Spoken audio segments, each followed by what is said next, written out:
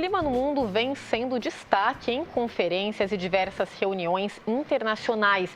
E a pergunta que fica é: que ambiente queremos deixar aos nossos descendentes, filhos, netos, bisnetos? Mudanças climáticas, portanto, é o tema que falaremos no Diálogos de hoje. E para conversar comigo, eu recebo aqui no estúdio o oceanógrafo e especialista em mudanças climáticas, Wilson Cabral. Seja muito bem-vindo, Wilson. Wilson, para a gente começar, então, tem muitas pessoas que acham que esse termo mudanças climáticas ainda não é real, é balela, mas não, né? A gente tem provas, inclusive científicas, provas práticas de que ela já começou e que a gente precisa correr contra o tempo. De fato, nós temos aí uma série de, não só das medições que são feitas aí há muito tempo e que vão comprovando, né, que você tem um acréscimo na temperatura, um aumento que vem sendo monitorado há muito tempo, a quantidade de emissões de gases de efeito estufa, enfim. Mas também pelos fenômenos que a população está percebendo diretamente, né? Cada vez mais. Então, são chuvas muito intensas, que a gente chama de eventos extremos, né? Com muita intensidade, ou, eventualmente, secas, né? Períodos de estiagem também muito alongados, muito mais alongados do que o que a gente tem como padrão, como análise de séries históricas, né? Do que aconteceu no passado. Mas também uma série de outras coisas, né? Eventos, por exemplo, de elevação do nível do mar com reflexo nas ressacas, né, que atingem a costa, no nosso caso, brasileira, por exemplo, e aí você tem o alcance dessas ressacas para cada vez mais próxima de onde está a população, de onde estão as infraestruturas e assim por diante. É o que as pessoas mais velhas até costumam falar, né? Hoje a gente fica perdida nas estações do ano, porque antigamente era tudo mais certinho, né? No inverno realmente fazia muito frio, no verão calor e assim por diante. Hoje a gente fica difícil saber, né? Às vezes tem um inverno no meio do verão e por aí vai. E, professor Wilson, o Brasil, como país continental importante que a gente tem um peso, né, para a gente tentar reverter essa situação, porque algumas coisas são irreversíveis, né, já. Sim, algumas coisas são. A gente já trabalha com a ideia de que nós atingiremos o 1,5 graus de aquecimento, né, de aumento da temperatura média do planeta. A gente estava tentando, todos os esforços, Acordo de Paris, etc., tentavam não atingir esse 1,5% ou ficar no máximo nesse patamar, mas já se trabalha com a hipótese de 2 graus, né? Então, isso poderia causar e certamente terá efeitos muito mais significativos para nós e para o Brasil, que é continental. Nós vamos sofrer isso de diversas formas e de formas diferentes também em diversos lugares, né? Então, a gente teve aí, durante o ano de 2023, diversas frentes nesse sentido. A Amazônia sentiu muito, mais para o fim do ano, uma seca muito forte que rebaixou os níveis dos rios, a ponto, por exemplo, de atrapalhar e colocar em risco toda a questão de navegação, de transporte, fora o abastecimento de água para as populações, para as comunidades ribeirinhas, enfim. Então, e por outro lado, você vê, vivenciamos aí enchentes de potencial muito grande de destruição na região sul, mas também na região nordeste, secas prolongadas, uma temperatura muito alta no inverno, então vivenciamos aí temperaturas muito altas no inverno e uma primavera que mais se parece com o verão, né? Muita chuva também, índices muito maiores de chuva em outubro, no mês de outubro, do que nós tínhamos convencionalmente no padrão anterior. Então, sim, nós estamos vivendo isso de diversas formas e vamos viver de outras. Há retroalimentações nesse processo que vão trazer outros fenômenos que às vezes nós nem conhecíamos, né? O aumento do número de ciclones, por exemplo, que era uma coisa que o Brasil não tinha esse costume, a gente não estava acostumado a vivenciar situações de ciclones na nossa costa, especialmente, e a gente está vendo um atrás do outro acontecer e suceder, né? Então, há fenômenos. Recentemente, também no final do ano passado, a gente vivenciou em Manaus, que foi um epicentro de diversos desses fenômenos, tempestades de areia, né, de poeira, por conta da seca, enfim. Então, nós estamos vivendo coisas que não estávamos acostumados. Olhando para o passado, você não encontra essa sequência de fenômenos, e isso tudo oriundo, direto ou indiretamente, dessas mudanças climáticas. E que esses acontecimentos não sejam normalizados, né? Bom, além do professor Wilson, a gente conversa também de forma remota com o meteorologista do CEMADEM, o Diego Souza. Seja muito bem-vindo.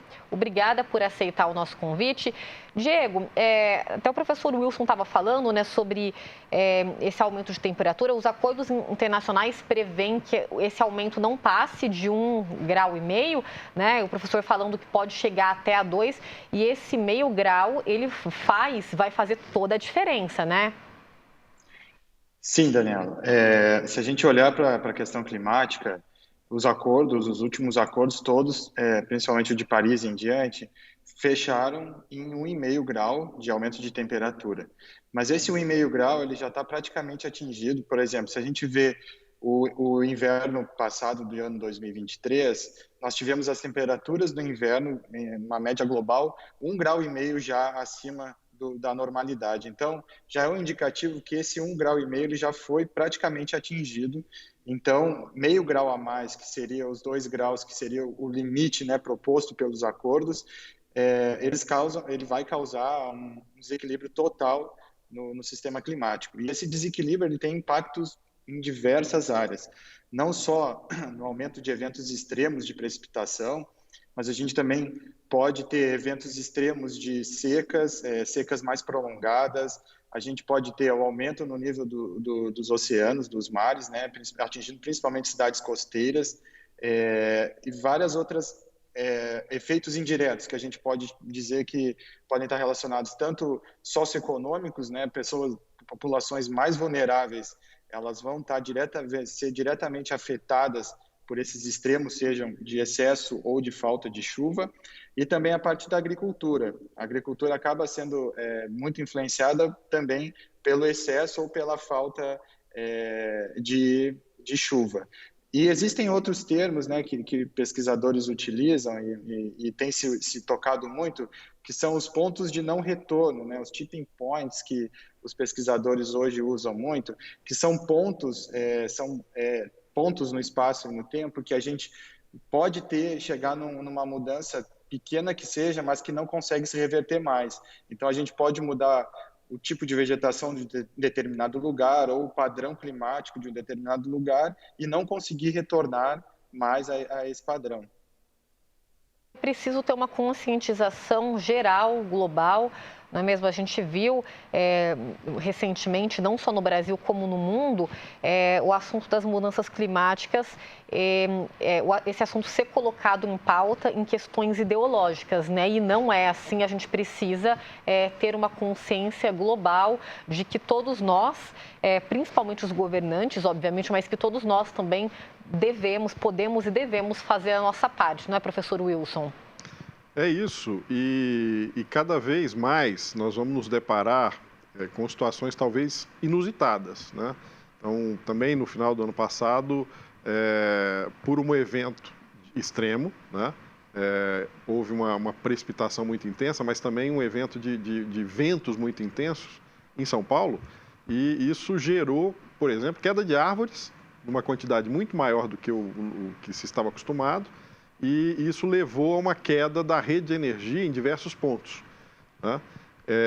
Isso paralelamente ao fato de que a gente tinha uma concessão privada que enxugou quadros e hoje não dá conta de atender a quantidade, por exemplo, de chamados que tem num caso como esse, né? E temos populações na principal capital do país, a maior capital do país, sem energia há mais de uma semana, né? Então isso é inusitado. É uma coisa, talvez o lugar onde ocorre a maior quantidade de infraestrutura urbana disponível e populações vivendo sem energia durante uma semana por conta de um evento como esse. É importante que os governantes, que os gestores públicos e privados entendam, né, que nós vimos anunciando isso há um bom tempo, né? Vamos nos preparar, a gente precisa se preparar, as mudanças climáticas estão aí. Então, hoje não é mais futuro, é presente. E não adianta depois dizer, olha, eu não sabia, né? Foi de uma magnitude muito alta, a gente não esperava. Sim, nós teremos esses eventos. Então, é preciso nos preparar, né? Por exemplo, no caso da questão da arborização urbana, as cidades têm que ter um plano de arborização urbana que contemple mudanças climáticas. A gente não pode mais repetir os planos do passado.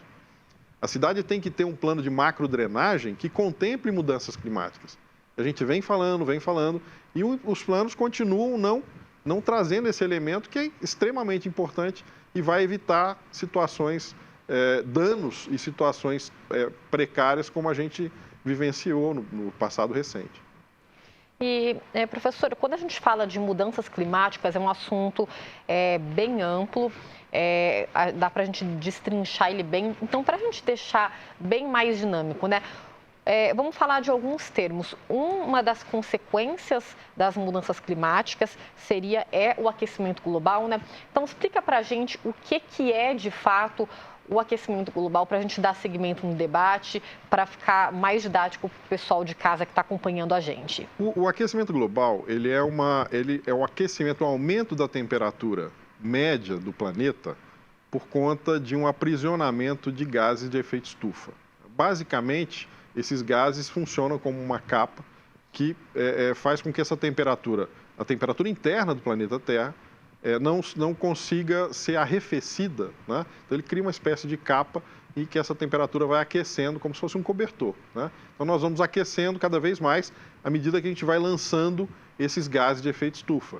O CO2 um dos principais deles, inclusive é o que a gente usa como equivalente para converter os demais gases de efeito estufa. Então, isso é o aquecimento global. A temperatura está aquecendo, nós estamos aumentando essa temperatura ao longo do tempo. À medida que eu aumento essa temperatura, uma série de outros efeitos acontecem, né? Só para lembrar, um fenômeno climático que a gente já conhece razoavelmente é o El Niño, né? O El Niño ele é oriundo de um aquecimento das águas do Oceano Pacífico. Esse aquecimento das águas do Oceano Pacífico gera uma série de consequências sobre a atmosfera. Por exemplo, massas de ar que ficam quentes, que ficam estacionárias e evitam, né, a passagem de frentes frias, por exemplo. Então, no território brasileiro, a gente tem, por conta desse efeito do El Niño, que é oriundo do aquecimento das águas do Pacífico, nós temos períodos mais secos e mais quentes na região do sudeste, centro-oeste, nordeste e norte do país, e períodos mais úmidos no sul do país, né? O que está acontecendo agora também é o seguinte: com as mudanças climáticas, as águas do Atlântico estão começando a se aquecer também em épocas similares, por exemplo, ao El Niño. Isso pode trazer uma série de outros efeitos que a gente não desconhece porque não era padrão, né? E isso vai trazer mudanças, mexer com esse volume de precipitação, quanto chove num lugar, quanto chove no outro e assim por diante. Então, esse pacote de alterações é o que a gente chama de mudanças climáticas, tá? Que são oriundas desse aquecimento gradual da temperatura do planeta Terra por conta dos gases de efeito estufa. O professor falou do El Niño, né, que é esse aumento das chuvas, principalmente nas regiões sul e sudeste, em contrapartida, né, uma seca maior no norte, nordeste e centro-oeste. É possível dizer, claro que cada região vai sofrer as suas consequências, mas é possível dizer quais seriam as regiões mais afetadas com todas essas mudanças climáticas, falando principalmente do nosso caso, aqui o Sudeste. Mais chuvas, consequentemente, a gente vai ver mais alagamentos, mais situações catastróficas que a gente vê, principalmente no fim de ano e início de ano, que tem bastante, né? Mas podemos dizer que tem uma região que ela sofreria um pouquinho mais? Eu não acredito que seja possível, não. Essas coisas esses fenômenos vão acontecer e podem acontecer, inclusive, situações em que eu tenha, no mesmo ano, em uma determinada região, uma grande quantidade de eventos extremos de precipitação de chuva intensa, causando uma série de problemas, e nos meios urbanos, principalmente, e no mesmo ano eu tenho um evento de seca prolongada, muito longa que pode constranger o abastecimento doméstico de água, né? E todas as regiões hoje no Brasil estão passíveis de que isso aconteça. Então, o que a gente viu no ano passado na Amazônia é um retrato disso, né? Uma das regiões mais úmidas do país, tanto úmidas na atmosfera quanto por conta do regime do hídrico, dos rios, etc., passando por uma seca histórica, uma seca que foi um recorde histórico, né? Então, não tem nenhuma região que estará mais ou menos sujeita a essas mudanças, variações, né? O que é mais importante ainda torna-se a adaptação, ou seja, nos movermos para nos adaptarmos da melhor maneira que pudermos para esses cenários. Que coisa, a gente pensa em abastecimento de água, uma coisa básica, né, primária, ainda mais tratando do Brasil, né, que é riquíssimo também em água, é uma situação bastante complicada e que realmente estamos atrasados, precisamos de fato tomar medidas cada vez mais cabíveis, né, professor? Sim, com certeza, né? E isso, o alerta vale para a população, lógico, em geral, mas especialmente para os gestores, e mais especialmente ainda para os gestores públicos, né, que lidam com um contingente muito grande de população, que vão responder por essas catástrofes eventualmente em situações em que isso aconteça, e que não vão poder, daqui para frente, dizer que não sabia, que, né, foi um evento muito extremo, né, e assim por diante. Então, é preciso chamar a atenção e reprisar essa questão de que nós precisamos nos adaptar. E a adaptação, inclusive, passa por conservação ambiental, né?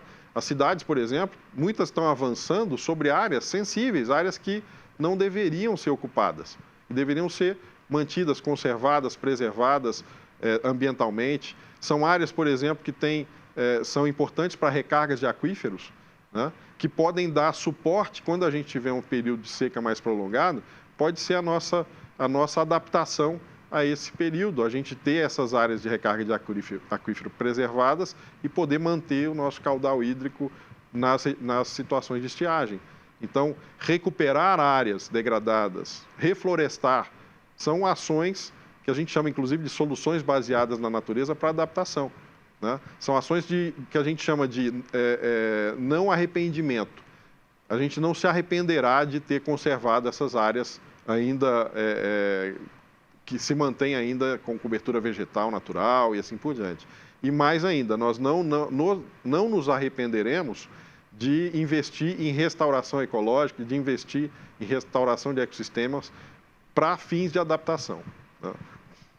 Tá, então, recado dado. Bom, gostaria de agradecer, então, a participação do oceanógrafo e especialista em mudanças climáticas, Wilson Cabral, que também é professor, por participar aqui com a gente nesse primeiro bloco. Mas o programa continua, a gente vai continuar com o Diego no bloco seguinte para esmiuçar um pouquinho mais sobre esse tema tão importante, tão atual, não é mesmo, gente, que são as mudanças climáticas. Então, professor Wilson, mais uma vez, muito obrigada, viu, pela participação aqui com a gente. Obrigado, e é uma satisfação minha também poder, né, ter essa oportunidade de trazer alguma coisa sobre o nosso campo de trabalho e conhecimento para um mundo melhor. Tá, joia? Então, bom, a gente vai fazer nossa primeira pausa, mas ainda tem muito assunto para tratar. Fique com a gente, porque o Diálogos volta já já.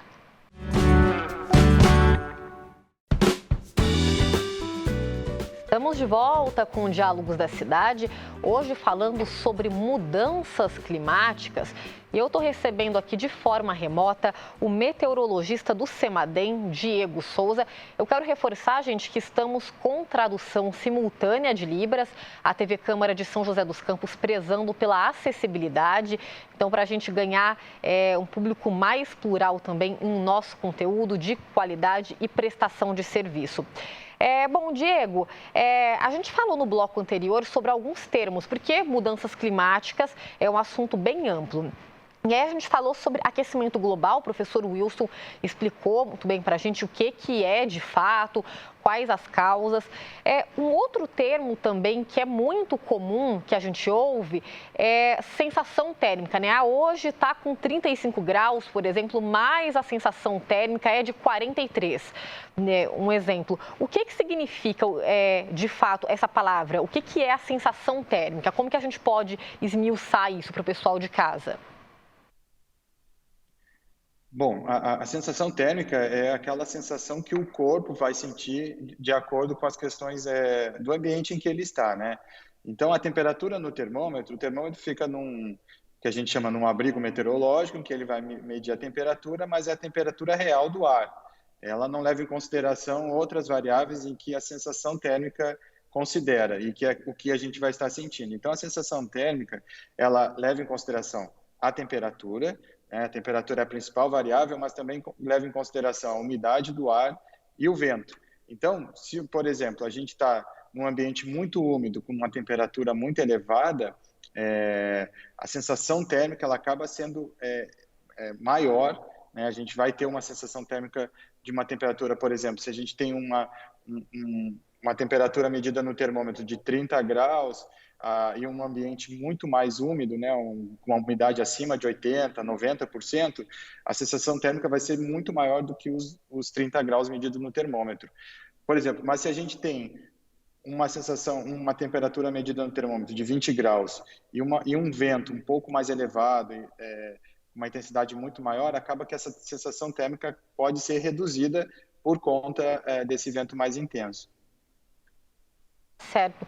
Bom, e a gente falava no primeiro bloco também sobre a importância da união de esforços, seja do poder público, dos governantes principalmente, nós mesmos que podemos fazer a nossa parte. Eu vou chamar então, gente, o repórter Tiago Bezerra, porque ele conversou com o secretário de Urbanismo e Sustentabilidade aqui de São José dos Campos, o Marcelo Manara, e o Marcelo falou um pouquinho sobre o que São José está fazendo, tem feito para a gente tentar contornar essa situação, mudanças no Código de Obras, edificações, plano diretor. Então, Tiago, seja muito bem-vindo, é com você.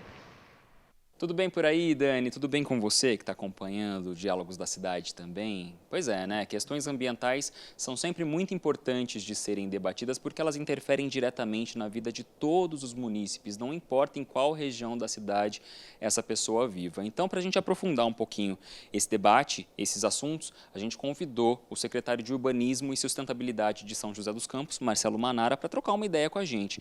Secretário, primeiro de tudo, obrigado por nos receber e a gente sabe, né? O clima está doido, as coisas estão mudando e isso não é diferente aqui em São José. Vocês da Prefeitura têm estado de olho, estão acompanhando essas mudanças climáticas na nossa cidade para conseguir dar conta das demandas? Como é que está o trabalho nesse sentido?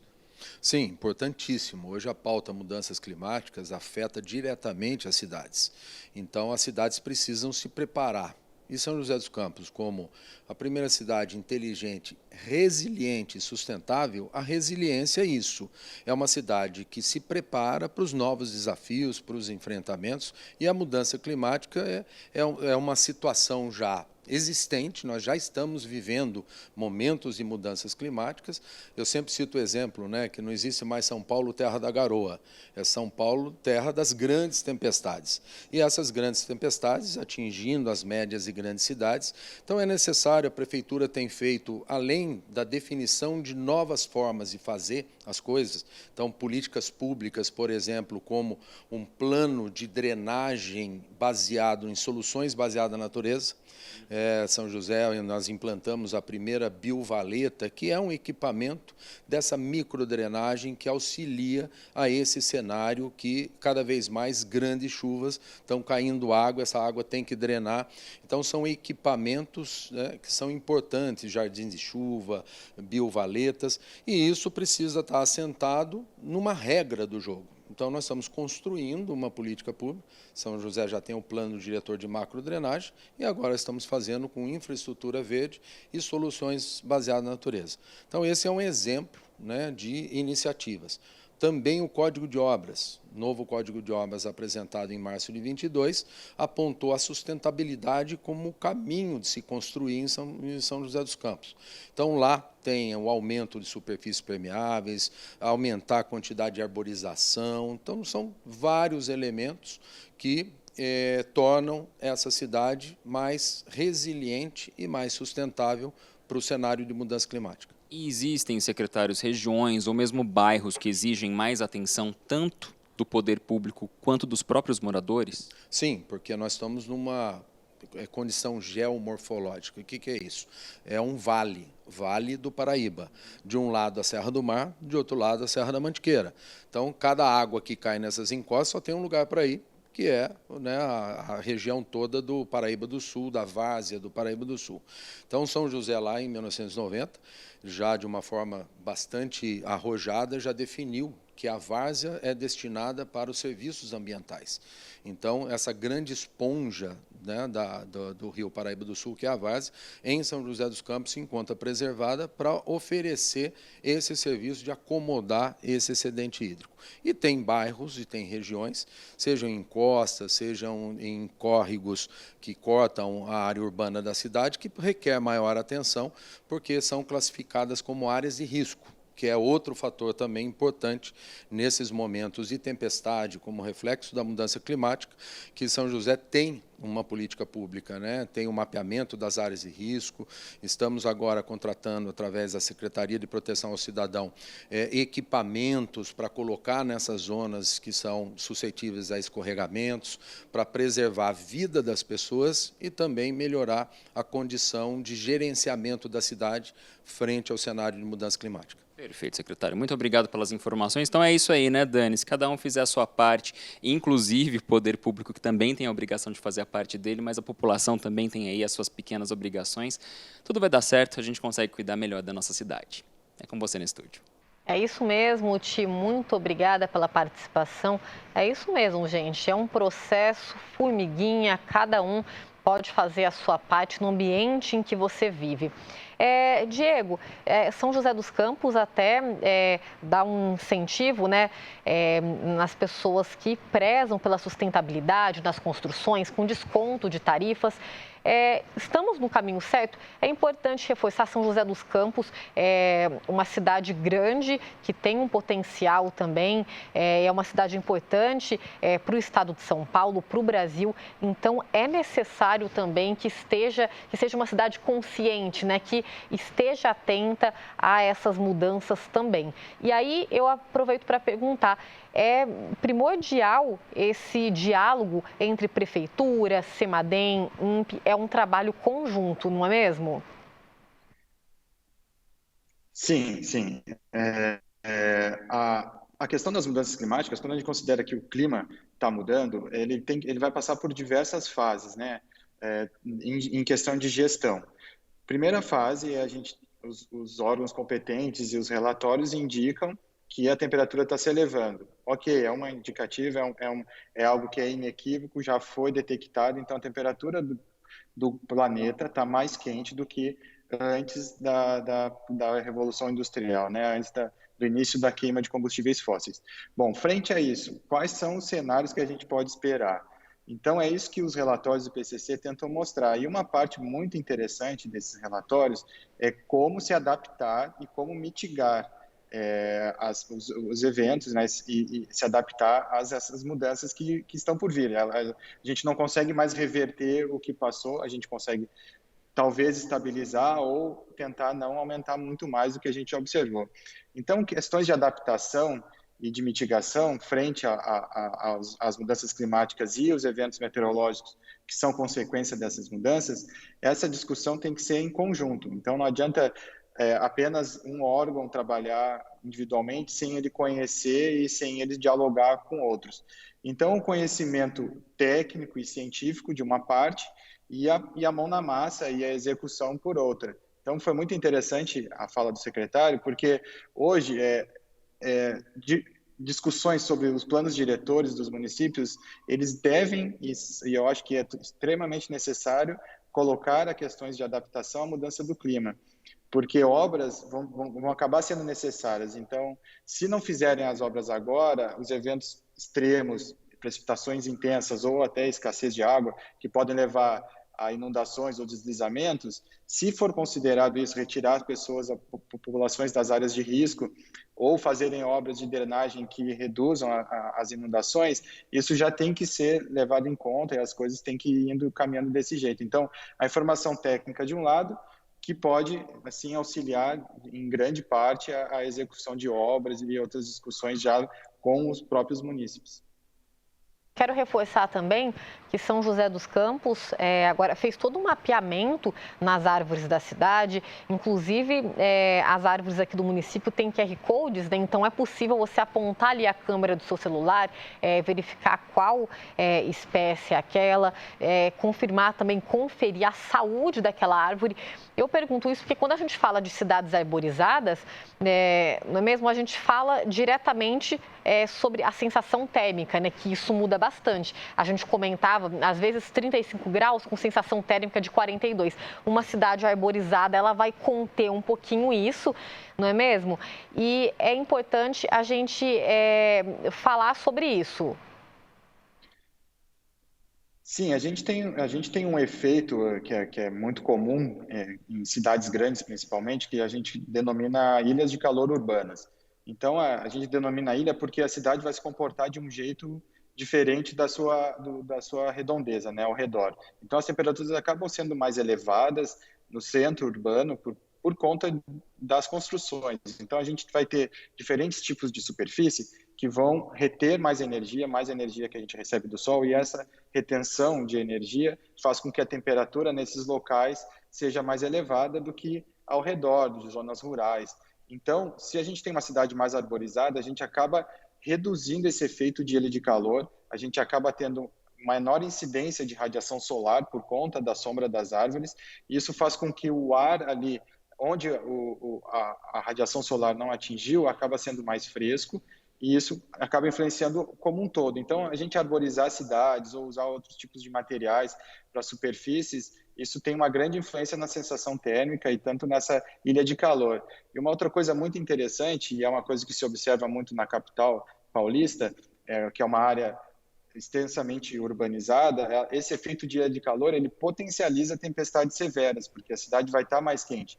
Então, uma tempestade que se deslocaria ou se formaria sobre um grande centro urbano, se esse centro urbano está mais aquecido, há grande potencial dessa tempestade ser muito mais forte, causar muito mais chuva, muitos mais estragos relacionados. Isso, e aí, aproveitando o gancho, quando a gente fala de poda de árvore, também é um assunto bastante delicado, né? Mas aqui em São José dos Campos a gente também tem serviços para isso, mas só de ter esse controle já é bastante interessante, né, Diego?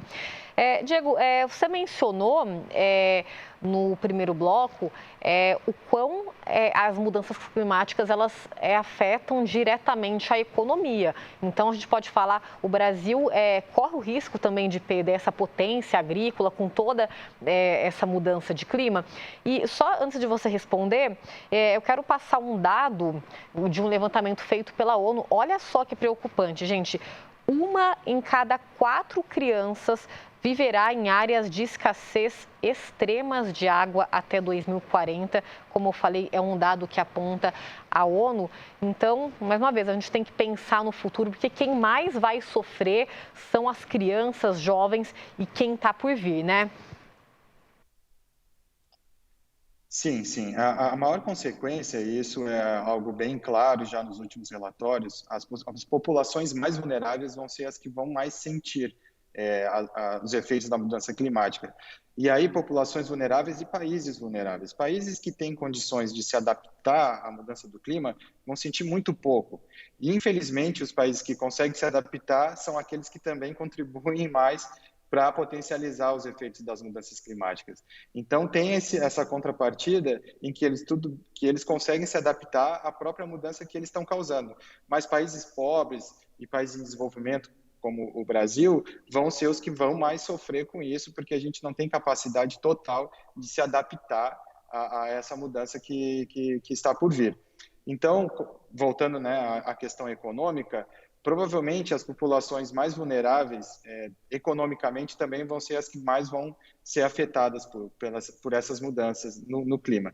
Então, por exemplo, grande parte da agricultura extensiva e de grande porte, ela tem tecnologia para se adaptar a essas mudanças que estão por vir. Mas pequenos agricultores familiares, esses vão ser os que vão mais sentir os efeitos das mudanças climáticas. O abastecimento de água também é um outro grande problema, se a gente levar em consideração a região, principalmente a região do semiárido, no nordeste do Brasil. Lá já é uma região que chove pouco e pode ser, essa escassez de chuva, ela pode ser potencializada pelas mudanças no clima. Então, essa população vai ter menos acesso à água. Então, essas populações, as mais vulneráveis, como eu vinha falando, vão ser as que mais vão sentir. E se a gente também olhar para a questão de desastre, as populações que moram hoje em áreas de risco são populações mais vulneráveis economicamente também.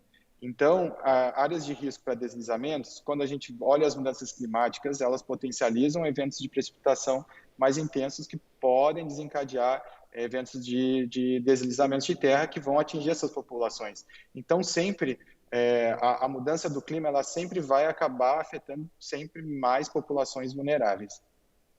Preocupante ainda mais num país de proporções continentais e bem desigual como o nosso, né, Diego? Bom, a gente vai continuar esse diálogo sobre as mudanças climáticas, mas antes faremos um breve break. Fique com a gente que voltamos já já.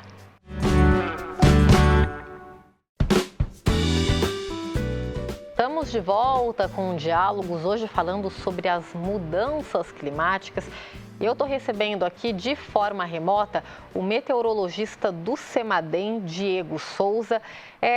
Diego, a gente falou durante o programa sobre os efeitos que as mudanças vão causar no Brasil, em todas as regiões, não é mesmo? Sul, Sudeste, Norte, Nordeste, Centro-Oeste. A gente corre um risco, principalmente nas regiões Nordeste, da gente ter um semideserto aqui no Brasil com essas mudanças, e aí, claro, dificultando a produção de alimentos, né? Porque aí vai ser um solo totalmente infértil.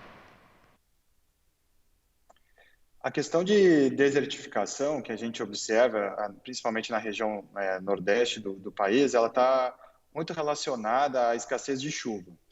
A gente teve recentemente, entre 2012 e 2017, uma das maiores secas já observadas na região Nordeste, principalmente na região do semiárido, lá da região Nordeste. E essa região, pela escassez de chuva, ela pode sim apresentar processos de desertificação. Mas sempre associados a esse processo de desertificação está principalmente o mau uso, né, usos incorretos do solo. Então, áreas de agricultura que são mal utilizadas acabam potencializando esses efeitos de desertificação. Em consequência das mudanças climáticas, a gente esperando que há uma redução, que possivelmente vai ter uma redução nas precipitações na região nordeste do Brasil, pode ser sim que algumas áreas que já estejam desertificadas aumentem e que outras áreas também possam vir a se desertificar.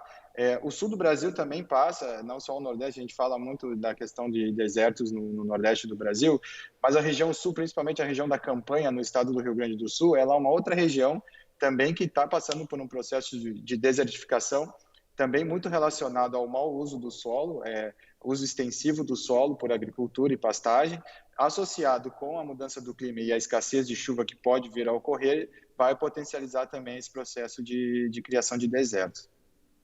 E, Diego, a gente fala sobre as reuniões internacionais, as cúpulas internacionais que estão envolvidas, que fazem reuniões frequentes para a gente tentar conter. Repito mais uma vez, algumas mudanças já são irreversíveis, não tem volta. A gente vive num mundo, numa sociedade capitalista que visa o lucro, mas a gente também tem de reforçar que se a gente não cuidar da nossa casa, do nosso recinto, teremos problemas, né? Como que a gente vai conseguir viver num planeta saudável se a gente não cuida? Você acredita, o que ainda falta para que as mudanças elas sejam mais efetivas, para que os líderes mundiais, principalmente dos países mais influentes, de fato, firmem um acordo mais consciente, que eles de fato tomem medidas mais drásticas para isso? Você acha que essa situação é possível ou você acredita que, infelizmente, só quando bater na nossa porta eventos ainda mais catastróficos é que a situação vai começar a mudar? Bom, infelizmente, a mudança climática e o que a gente já vem observando hoje é irreversível. A gente não vai conseguir nunca mais voltar ao clima de 100 anos atrás, antes da Revolução Industrial. Então, esse aumento de temperatura que a gente já observou no globo acima de 1 grau Celsius, quase atingindo o limite de 1,5, ele já é um aumento que é irreversível. A gente não consegue retornar às condições anteriores. Então, a gente já vai ter que conviver com essa questão daqui para diante. Bom, o que precisa ser feito? Outra parte muito importante é que qualquer medida de adaptação ou mitigação para os efeitos da mudança climática também passam por economia. Então, quem vai poder trabalhar nisso vão ser os países que economicamente são capazes de fazer. E, consequentemente, esses países economicamente mais capazes de lidarem com as mudanças do clima são os que também poluem mais. Então, para que a gente reduza, né, para a gente consiga, de alguma forma, estabilizar onde a gente está, ou que a gente tenha um aumento máximo de 2 graus, que é o que a gente vem tentando em todas essas últimas reuniões, que são as COP, que a gente tenta toda vez limitar e dizer, não, até 2 graus Celsius é o nosso limite. Para a gente conseguir limitar esses 2 graus Celsius, a gente necessariamente vai ter que fazer uma reformulação e uma mudança de cultura em nível mundial. A gente não vai conseguir localmente só fazer isso. Então, a mudança tem que ser trocar toda a matriz energética que é poluente, a gente tentar colocar a matriz energética do nosso país e de outros países de energia mais limpa, para que a gente não emita gases que potencializem o efeito estufa e, consequentemente, as mudanças climáticas. Então, a utilização de carros elétricos, mudança para a questão de energia eólica, energia solar, que são menos poluentes, essa parte ela tem que ser feita. Localmente, a gente tem que tentar se adaptar a essa mudança. Se a gente pensar no nosso dia a dia, né? Qualquer coisa hoje que a gente produza e consuma, ela gera poluição. Seja a gente ligar o nosso micro-ondas ou a nossa geladeira funcionando, utilizando energia elétrica, a gente já está poluindo de alguma forma. Então, se a gente conseguir reduzir de alguma forma todo esse consumo de energia, consumo de lixo, isso localmente faz diferença também. Mas a questão é muito mais macro, a gente precisa de uma mudança cultural em nível global. Tá certo, então, Diego, meteorologista do CEMADEM. Diego, quero agradecer a sua participação aqui com a gente hoje. Está com seu horário apertado, mas contribuiu bastante com o nosso diálogo, com questões bastante pertinentes. Obrigada mais uma vez e volte sempre. Eu que agradeço a oportunidade de estar conversando aqui com a comunidade e fico à disposição. Tá joia, então. E a gente segue daqui com diálogos. E agora, gente, eu vou chamar a Denise Alvarenga, que é otorrino. E a gente vai falar um pouquinho de saúde, porque as mudanças climáticas, elas têm sim um efeito direto na nossa saúde. Denise, então, obrigada pela presença. Seja muito bem-vinda aqui no Diálogos. Olá, obrigada a vocês. Muito obrigada pelo convite. É com imenso prazer que a gente tenta ajudar as pessoas a se protegerem dessas emergências climáticas, né? Isso aí. E Denise, vou direto ao ponto, quais os efeitos que as mudanças climáticas, que as temperaturas extremas, elas causam no nosso corpo? Vamos trazer aqui para a nossa realidade, principalmente o calor extremo, né? Quais são as consequências diretas, os efeitos nocivos que elas trazem para o nosso organismo? O calor extremo, a gente que é médico, a gente percebe muito que pode piorar todas as doenças respiratórias, principalmente as rinites, as doenças pulmonares, as bronquites, Então, o ressecamento da mucosa do nariz, que é o tecido que reveste o nariz, e o ressecamento da mucosa do pulmão, né, que reveste o pulmão. Esse ressecamento é o mesmo tipo de ressecamento que acontece às vezes na pele, que a gente tem que passar um creme para hidratar. Então, é super importante a gente hidratar essa pele. E como que a gente se hidrata por dentro, né? Esse ressecamento, ele pode fazer algumas fissuras, tanto na mucosa do nariz, pode levar a sangramento, e essas fissuras, que são um esgarçamento dessa mucosa, ela pode facilitar a entrada de vírus, de bactérias, pode piorar alergias, pode causar até pneumonias. Então, a gente precisa se hidratar, né? É muito interessante a gente tomar bastante água e a gente também pode lavar o nosso nariz com soro fisiológico, jamais lavar o nariz com água da torneira, né? Jamais lavar o nariz com outras soluções que não seja soro fisiológico, que ele tem um pH adequado para entrar no nariz e no olho, também pode ser usado. E a hidratação, que é o mais importante de tudo isso, né? Para você proteger a pele do corpo, acho que o uso de hidratantes adequados, procurar um dermatologista, pode ajudar também as pessoas. É isso, então sobrecarregando o sistema de saúde, não é mesmo, Denise? E aí o terror das mães, principalmente, né? Porque quando a gente fala das crianças, elas com certeza, por serem mais sensíveis, crianças e idosos, não é mesmo? Acabam sofrendo, vão sofrer ainda mais com toda essa questão. Sim, as consequências são inúmeras, né? Uma coisa que as pessoas esquecem de comentar, que é muito importante, é que com o calor, o nosso corpo, para a gente pegar no sono, para a gente começar a dormir, a gente tem uma baixa da temperatura do corpo, que é causada pelo hipotálamo, que é um órgão, uma parte do nosso cérebro, que gera uma diminuição da temperatura do corpo, para a gente começar a pegar no sono. Muitas vezes, se a gente tem um quarto, um ambiente muito quente, é muito difícil, às vezes, do sono vir, tá? Então, eu aconselho de deixar o quarto mais arejado, ligar, às vezes, o ventilador, se puder ter ar-condicionado, excelente. Mas, assim, manter um ambiente dentro da casa mais arejado, o mais confortável possível, porque para a gente iniciar o sono também é importante ter um ambiente com temperatura mais baixa. Colocar, uma dúvida, colocar um balde, um recipiente com água também acaba auxiliando, não é mito?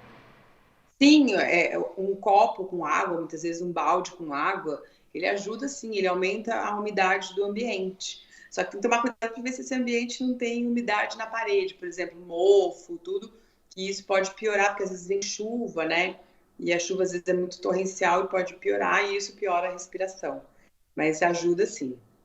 Falando da hidratação, não vamos estender nesse assunto, porque não é necessariamente a sua área, mas aí a gente pode citar vários outros problemas de saúde, a própria incidência de câncer de pele, né? Porque mais calor, por exemplo, índices de raios ultravioletas cada vez mais altos, então é uma preocupação geral, não é mesmo, Denise, que a gente tem que levar em conta com essas mudanças.